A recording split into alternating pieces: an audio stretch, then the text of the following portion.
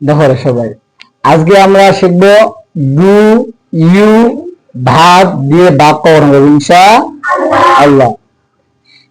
এখন আমরা সবাই জানি ডু যখন বাক্যে বা সেন্টেন্সে প্রথমে বসবে তখন বাক্যটা হবে কি প্রশ্নবোধক, অর্থাৎ ইন্টারোগেটিভ, ঠিক না? মানে আমি যে কাউকে প্রশ্ন করি সম্পর্কে আগে আমার ডু ইউ দিয়ে প্রশ্ন করব।